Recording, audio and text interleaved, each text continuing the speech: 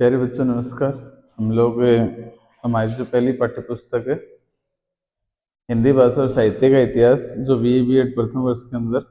उसका हम लोग अध्ययन कर रहे थे। और इस अध्ययन के दौरान हम लोगों ने जो आदिकाल है और आदिकाल के पश्चात है जो पूर्व मध्यकाल, तो पूर्व मध्यकाल के दौरान है पूर्व मध्यकाल कहो या फिर आप पूर्व मध्यकाल कहो या फिर आप भक्ति काल कहो, ठीक है। तो एक ही बात है, इसकी जो समय सीमा कल मैंने आपको समय सीमा बताई थी कि जिस तरह से आदिकाल आदिकाल को आचार्य रामचंद्र शुक्ल जी ने 1050 से लेकर के 1375 तक रखा, और ठीक इससे आगे 1375 से लेकर के और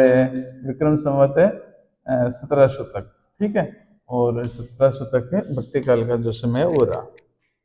अब भक्ति काल अपने आप में हिंदी साहित्य का स्वर्ण युग। अब भक्ति काल हिंदी साहित्य का स्वर्ण युग किस प्रकार से है कि स्वर्ण युग इसलिए कह सकते हैं हम लोग क्योंकि जो जनता थी और वो जो जनता जिस तरह से प्राचीन समय में अनेक प्रकार के जो युद्ध कौशल वगैरह थे या सामंतों और जो राजाओं की ज्यादती थी, उस ज्यादती से एक तरह से परेशान हो चुकी थी और यहाँ आने के बाद वो अपने आप को एक संतोषजनक स्थिति में देखती थी, ठीक है। तो इस वजह से भी ये जो काल है अपने आप में स्वर्ण काल कहलाया। अब इसको अपन तर्क संगत देखें तो इसमें अनेक प्रकार हैं, अनेक कारणों से भी कह सकते हैं, प्रकार के साथ साथ अनेक कारणों से कह सकते हैं कि हिंदी साहित्य के अंदर जो भक्ति काल है वो अपने आप में एक तरह से स्वर्ण काल है। एक नजर डालें तो कह सकते हैं कि यहाँ भाषा की दृष्टि से सबसे पहली बात तो ये कि कोई भी काल रहा हो उस काल की अपनी एक साहित्य की भाषा होगी, उस साहित्य की भाषा के दौरान आम जनता को वो जो चीज़ है वो अच्छे से समझ में आ सके, ठीक है। तो यहाँ ये जो बोलचाल की भाषा है, अपने विचारों का जो आदान प्रदान है, इस दृष्टि से देखें तो यहाँ अवधी और ब्रज भाषा का प्रभाव रहा, अपभ्रंश से प्रभावित हिंदी देखने को मिली, ठीक है। तो अब इस दृष्टि से ये जो है वो सही ठहरती है। उसके साथ साथ भाव की दृष्टि से तो यहाँ जो रचनाकार है उन रचनाकारों का भी हम अध्ययन करेंगे, जिसमें देखते हैं कि जिस तरह से कबीर जी हैं, तुलसीदास जी हैं, मीरा हैं, रसखान हैं, मलिक मोहम्मद जायसी हैं, उसके साथ साथ कुछ अन्य जो रचनाकार हैं वो भी हैं। तो इन सब पर एक नजर डालें तो सबकी जो रचना है और उन रचनाओं का जो भाव है वो जनता हितैषी और अपने अपने आराध्य को लेकर के और उन्हीं की जो पूजा अनुष्ठान उसको लेकर के और उन्होंने बताने का प्रयास किया। अनुष्ठान भाव कला की दृष्टि से देखें चाहे उसमें और शिल्प की दृष्टि से देखें चाहे उसमें दर्शन शास्त्र की दृष्टि से देखें, तो इनका प्रतिपाद करते हुए ये जो है भक्ति काल अपने आप में स्वर्ण काल कहना इसको उचित रहेगा, क्योंकि हर क्षेत्र से कहने का मतलब भक्ति का जो संबंध है वो सबसे पहले देखें तो धर्म से, ठीक है। और धर्म के क्षेत्र में जो 4 पुरुषार्थ हैं अपने, ठीक है, और 4 पुरुषार्थ के साथ साथ जो हमारे वेद हैं उन वेदों को लेकर के और उसके साथ साथ उस समय की जो संस्कृति है उसको लेकर के, उसके साथ साथ काव्य संबंधी जो दृष्टिकोण है उनको लेकर के, उसके साथ साथ देखें तो कला पक्ष और भाव पक्ष के समन्वय को लेकर के, काव्य रूप को लेकर के, लोकरंजन और लोक रक्षक रूप को लेकर के, तो इस दृष्टि से हम देखते हैं तो या संगीत को लेकर के या भाषा की दृष्टि से तो ये अपने आप में सब अपनी जगह उचित ठहरते हैं। अब मैं थोड़ा सा और इस पर प्रकाश डालते हैं। इस साहित्य में जीवन के शाश्वत मूल्यों का वर्णन हुआ है। अब बताया जाता है कि ये जो साहित्य है उस साहित्य के अंदर जीवन के शाश्वत मूल्य, जिससे नीति भक्ति और श्रृंगार की त्रिवेणी चल रही थी उसी दौरान है इसमें ये भी देखने को मिला कि ये जो साहित्य था वो साहित्य अपने आप में जीवन के यथार्थ सत्य को दर्शाने वाला था, ठीक है। जीवन की जो शाश्वत है अर्थात जो सत्य बातें थी उनको दर्शाने वाला था। इसमें लोकहित और समाज हित को विकसित करने वाली भावनाएं सर्वत्र दिखाई देती हैं, ठीक है। और इसके अंदर लोकहित और समाज हित, यानी मतलब लोगों का भला करने वाली, स्वयं का तो भला करती करती लोगों का भला करने वाली, समाज का भला करने की दृष्टि से देखें तो विकसित करने वाली जो भावनाएं हैं, वो देखने को मिलती हैं, सर्वत्र दिखाई देती है कि सभी जगह। मैंने कल भी आपको बताया था कि जिस तरह से धर्म है, धर्म के अंदर वो कहते हैं कि मानवता मानवता सबसे बड़ा धर्म है, ठीक है। वैसे जाति पाति को लेकर के अलग अलग वर्गों के अंदर विभाजित किया गया है, ठीक है। और किंतु धर्म की दृष्टि से देखें तो अपने कह सकते हैं कि हम लोग जरूर अलग अलग जातियों के अंदर बटे हुए हैं, लेकिन जहां मानवता की बात आए तो वहां मानवता सर्वोपरि है, ठीक है। तो इसकी खातिर ये कहते हैं। अब वो कहते हैं कि इसकी जो शैली है वो जितनी मधुर और आकर्षक है वह भी इस काल को स्वर्ण काल सिद्ध करती है। वो बताते हैं कि इसकी जो शैली है बोलने की या लिखने की या पढ़ने की, जो लहजा है, ठीक है, वो अपने आप में आकर्षक है। और इस आकर्षकता की वजह से ही ऐसा लगता है कि ये जो इसे भक्ति काल कहना अपने लिए सही है। अब एक दृष्टि डालें तो सबसे पहले काव्य संबंधी जो दृष्टिकोण है, ठीक है। तो एक कारण क्या रहा इसका, पहले ही कारण को इसको देखते हैं। तो उसको देखें तो उसमें देखने को मिलता है कि ये जो भक्ति काल है, और भक्ति काल के अंदर काव्य संबंधी दृष्टिकोण कहने मतलब ऐसी क्या रचना हुई कि जिस वजह से इसे जनता यहाँ अपने आप को संतोषजनक व ऐसे एक तरह से कह सकते हैं कि सेफ महसूस कर रही थी, ठीक है, अपने आप को सुरक्षित महसूस कर रही थी। इसके रचयिता कविता संबंधी दृष्टिकोण अत्यंत उदार है, कहने मतलब यहाँ के जो रचनाकार थे उन रचनाकारों में जैसे मैंने आपको बताया भी था, तुलसीदास जी हैं, सूरदास जी हैं, मीरा जी हैं, कबीर जी हैं। तो उन सब ने जिस तरह से अपने अपने अनुयायियों को लेकर के अपनी रचनाएं की, अपनी रचनाओं में के अंदर काव्य रचना को पढ़ने से पहले थोड़ी सी नजर डालें तो तुलसीदास जी द्वारा कृत जो विनय पत्रिका या कह सकते हैं कि रामचरितमानस है, भगवान राम जी के चरित्र को लेकर के उन्होंने जो गुणगान किया, और अपनी जो चौपाइयों की रचना की, चौपाई छंद था, उसमें चौपाई छंद के अंदर बड़ी उत्कृष्ट कोटि की रचना रही। उसके साथ साथ राम जी के जो चरित्र चित्रण को लेकर के, संपूर्ण जीवन को लेकर के राम जी के जो आदर्श थे उन आदर्शों को एक तरह से अपनी रचना में उनको दिखाना, और उसके माध्यम से समाज को एक तरह से जागृत करना, समाज को शिक्षा देना। और जिस तरह से माता पिता के जो वचनों का निर्वाह करते हुए राम जी ने जिस तरह से माता कैकेयी के जी ने जो दशरथ जी से 2 वचन लिए, राम जी को 14 वर्ष का वनवास और भरत को राज सिंहासन, तो उन्होंने अपनी जो कुल की रीत है उसको निभाया, रघुकुल रीत सदा चली आई, प्राण जाए पर वचन ना जाए, ठीक है। तो ऐसी रीत हमें देखने को मिली, बड़ी सुंदर रचना। उसके साथ साथ स्वयं भगवान विष्णु जी के अवतार थे, किंतु यहाँ मानव मनुष्य रूप में आकर के जिस तरह से कह सकते हैं हम लोग कि रावण के अहंकार का वध किया, रावण के अहंकार का वध न करके हम कह सकते हैं कि असत्य पर सत्य की विजय, ठीक है, और बुराई पर जो सत्य की विजय। और उसके साथ साथ बहुत सारे ऐसे जन कल्याण किए। जो अहिल्या थी वो अपने आप में एक पत्थर से बनी हुई थी, श्राप से उसको मुक्त कराया, सबरी के झूठे बेर खाए, दरिद्र कह सकते हैं कि शूद्र जो थे उनका शूद्र का कल्याण किया, ठीक है, एक शंभुक नामक शूद्र था उनका कल्याण किया। कहने मतलब ऐसा बहुत सारा जो साहित्य में देखें तो हमें वर्णन पढ़ने को मिलता है कि राम जी ने आकर के किस तरह से उनका उद्धार किया। एक तरह से देखें तो विभीषण जी को अपनी राम भक्ति के चलते इतना बड़ा एक तरह से आशीर्वाद स्वरूप है सोने की लंका का जो राज सिंहासन है वही दिला दिया। बाली और सुग्रीव जिस तरह से सुग्रीव के साथ जो बाली है वो छल कपट करके या जो कह सकते हैं कि थोड़ा सा एक तरह से शोषित उन्हें कर रहा था, तो उनसे उनको निजात दिला दी। तो ऐसे अनेकों उदाहरण हैं। और सबसे बड़ा जो कहें कि राम भक्ति में भगवान हनुमान जी जैसा कोई भी भक्त शिरोमणि नहीं हुआ, और जो अजर अमर है, ठीक है। तो उसके साथ साथ अपने यहाँ त्रेता युग में आकर के बड़ी सुंदर और अपने व्यक्तित्व का और अपने चरित्र का चित्रण करते हुए अपने स्वभाव को विनयशील और कह सकते हैं कि एक तरह से बड़े ही विवेक के साथ उन्होंने प्रस्तुत किया। ऐसे ऐसा ऐसे पात्र के रूप में दिखे कि उनको देख करके हम उनका अनुकरण करें, ठीक है।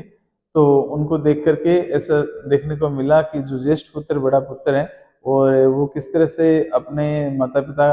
के आदर्शों को और कितना संतोषजनक हो सकता है, तो वो अपने आप में एक बड़ा ही कह सकते हैं कि दर्शनीय और आशीर्वाद स्वरूप हमें उनका जो चरित्र चित्रण है वो पढ़ने को मिलता है। तो ऐसा ही कुछ भंवर गीत में भी सूरदास जी ने भगवान श्री कृष्ण जी की जो बाल लीलाएं हैं, उन बाल लीलाओं का बड़ा उत्कृष्ट और उच्च कोटि का जो कह सकते हैं कि वर्णन हमें पढ़ने को मिलता है। भगवान श्री कृष्ण जी स्वयं त्रेता युग के पश्चात द्वापर के अंदर श्री कृष्ण जी स्वयं यहाँ बोधरा पर आए, यहाँ लोगों के साथ लोग जैसे राम जी ने लोक हित किया था, वैसे ही लोक रंजन के रूप में राम जी लोक रक्षण के रूप में थे, तो लोक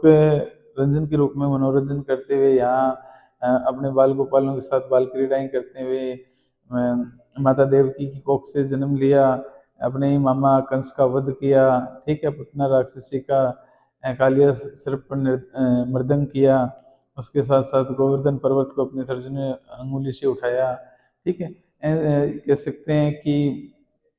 जो महाभारत का युद्ध था, अर्जुन के सारथी बने और कुरुक्षेत्र में गीता का उपदेश देकर के समाज के कल्याण की जो बात है वो उन्होंने की। तो भंवर गीत में उद्धव और गोपियों के मध्य सूरदास जी ने बड़े ही उच्च कोटि का एक तरह से साहित्य सर्जन किया, जो हमारे लिए बड़े गौरव की बात है। उसके साथ साथ मीरा जी ने अपनी ऐसी भक्ति दिखाने का प्रयास किया जिसमें कह सकते हैं कि अल्प आयु में पति के देवसन के पश्चात वैसे भी बचपन से ही वो श्री कृष्ण जी के प्रति इतनी श्रद्धा और भक्ति रखा करते थे कि जिसके चलते उन्हीं को अपना है वो गिरधर गोपाल मान लिया। उन्होंने कहा कि मेरे तो गिरधर गोपाल दूसरा न कोई, जाके सिर मोर मुकुट मेरो पति होय सोई, ठीक है। तो श्री कृष्ण जी को बड़े ही प्रेम भाव से, हालांकि भाषा की दृष्टि से देखें तो मीरा जी हैं जो मेड़ता से वृंदावन, वृंदावन से द्वारिका और अंत रणछोड़दास जी के मंदिर में श्री कृष्ण जी की मूर्ति में समाहित हो गई। तो राजस्थानी भाषा के साथ साथ हिंदी और गुजराती के जो शब्दों का मिश्रण, तो वो भी अपने आप में बड़ी उच्च कोटि का। और निर्गुण ब्रह्मा की उपासना के लिए ये जो कबीर जी हैं, उन कबीर जी ने अपनी साखी शब्द विजय प्रेमाणी का वर्णन किया, जो जीवन में हमें बड़े सुंदर संदेश है वो देते हैं। अब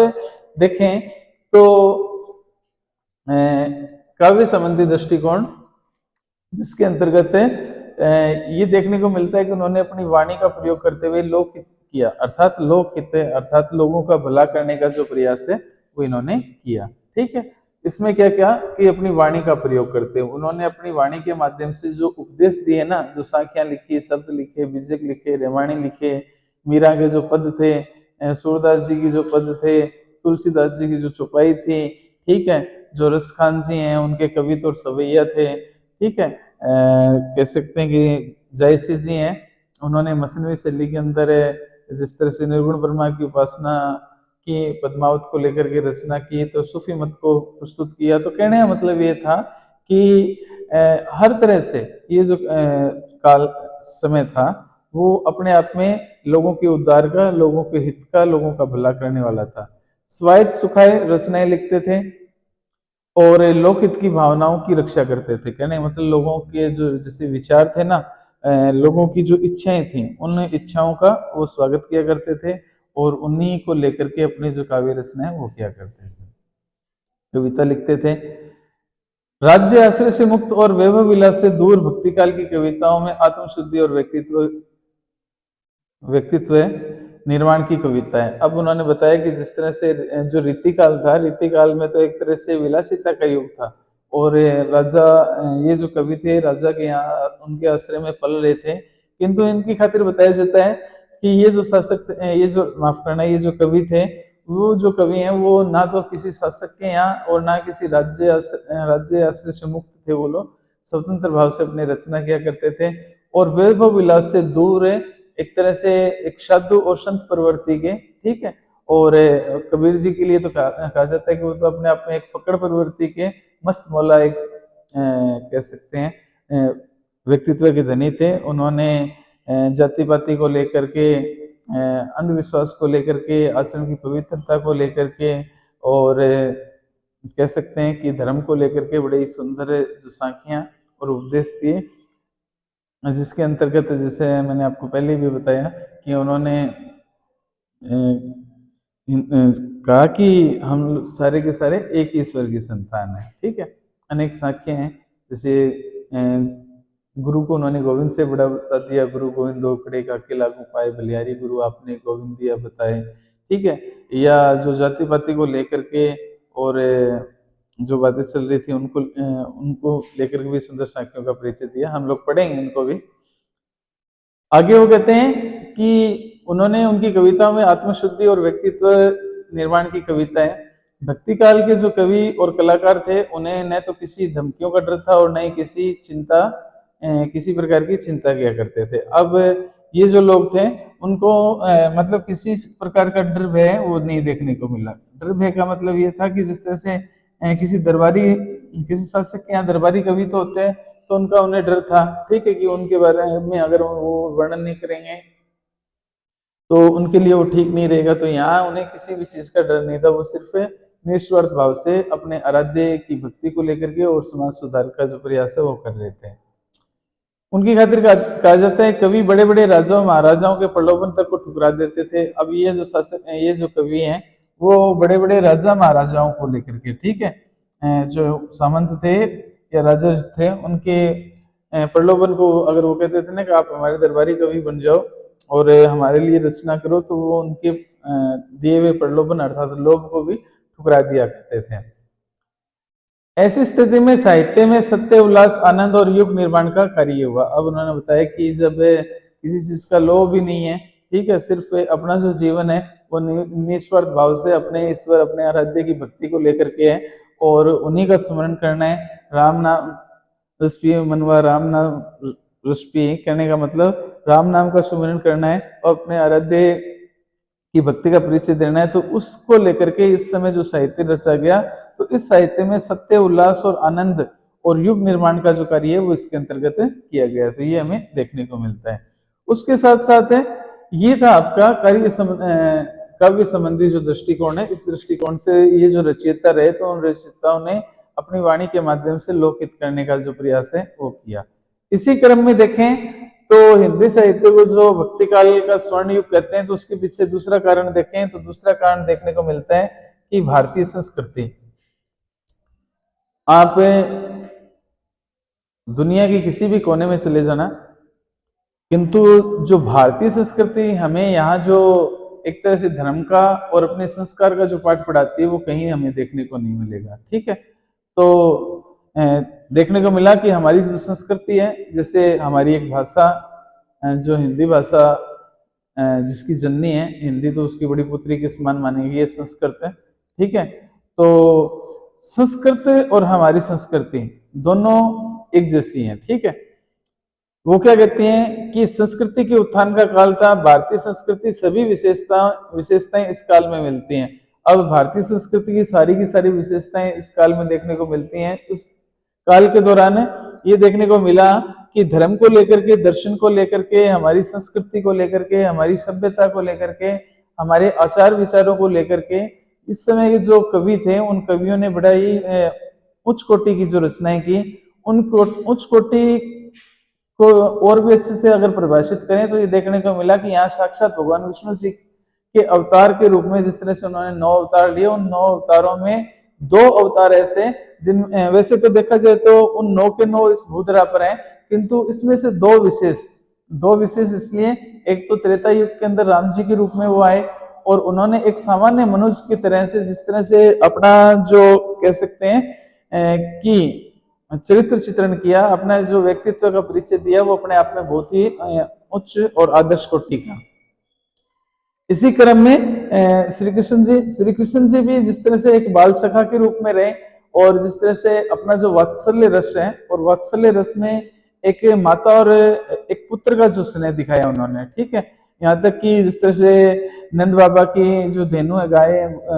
गोचरण किया, उसके साथ साथ बालचिकाओं के साथ क्रीड़ा की, उसके साथ साथ इस सृष्टि के अंदर जिस तरह से जो पाप फैला हुआ था उस पाप का अंत किया, और एक तरह से महाभारत के युद्ध के माध्यम से इस सृष्टि के अंदर कह सकते हैं कि पाप पर पुण्य की विजय, ठीक है, झूठ पर सत्य की विजय को बड़े ही सुंदर ढंग से प्रस्तुत करने का प्रयास किया। आज भी देखने को मिलता है कि जिस तरह से भगवान शिव तो आदि और अनंत है, और हमें ये भी देखने को मिलता है कि उत्तराखंड की जो पिथौरागढ़ स्थान है, उस पिथौरागढ़ स्थान के अंदर आज भी 4 स्तंभ बने हुए हैं, जिसमें से वो कहते हैं कि 4 में से 2 द्वार तो बंद हो चुके हैं। उन 2 द्वारों में से एक तो जो कह सकते हैं कि जो पाप का द्वार था, ठीक है, और एक जो रण का द्वार था। जो महाभारत समाप्त हुई ना, तो उस दौरान एक तरह से जो रण का द्वार था वो तो 2 बचे, और धीरे धीरे जो कलयुग का जो द्वार है वो धीरे धीरे बढ़ रहा है, ठीक है, और उसके बाद फिर से सतयुग। तो कहने का मतलब ये था कि यहाँ हमारी जो संस्कृति है वो संस्कृति हमें धर्म के दर्शन करवाती है, दर्शन शास्त्र के दर्शन करवाती है, संस्कृति और सभ्यता का और हमारे आचार विचार सभी का उचित वर्णन करते हुए और सामंजस्य भक्ति काल में देखने को मिलता है। यदि हम तुलसी जी, कबीर जी, मीरा और जयसी जी के काल का अध्ययन करना चाहें तो उस अध्ययन में और उनकी रचनाओं के अंदर कह सकते हैं कि बड़ी ही उच्च कोटि की जो रचनाएं रही, अगर आप आत्मज्ञान से उनका अध्ययन करेंगे, ठीक है, एकाग्रचित होकर के आप उनका अध्ययन करेंगे, तो आपको एक आत्म संतुष्टि के साथ साथ एक आत्म संतोष भी देखने को मिलेगा। आप एक चित होकर के, जैसे हम लोग मंदिर मस्जिद में या गिरजाघर गुरुद्वारे जाते हैं, तो हमारे दिमाग के जितने विकार हैं वहां पहुंचने के बाद जो नेगेटिव एनर्जी है वो एक तरह से ये कह सकते हैं कि उनसे दूर हो जाती है, और जो पॉजिटिव एनर्जी है वो हमारे शरीर को ग्रहण करती है। कह सकते हैं कि शुरू के जो 5-10 मिनट हैं, उन 5-10 मिनट में हमारा जो मन है वो एक तरह से विचलित, अनेक प्रकार के जो विकार है मन में, लेकिन वहां 10 के बाद जो 11वीं मिनट शुरू हो और उसके बाद और आप जितनी देर अपने आराध्य के ध्यान में एकाग्रचित होकर के और उनका स्मरण करें, ठीक है, पूजा पाठ अनुष्ठान करें, या फिर शांतचित होकर के सिर्फ आप शांतिपूर्वक बैठ भी जाएं, ना कुछ बोलना ना कुछ बात, तो भी हमारी कह सकते हैं कि मोटिवेशन, तो हमारी जो इंद्रियां हैं वो उनको एक तरह से संतोष का अनुभव होता है, ठीक है। कह सकते हैं कि उनको एक तरह से जिस तरह से किसी गर्म वस्तु पर और जल डाल दिया जाए तो जो शीतलता मिलती है, जो राहत मिलती है, वैसा ही कार्य कुछ इस प्रकार के इन रचनाओं को पढ़ने से भी मिलता है। अगर आप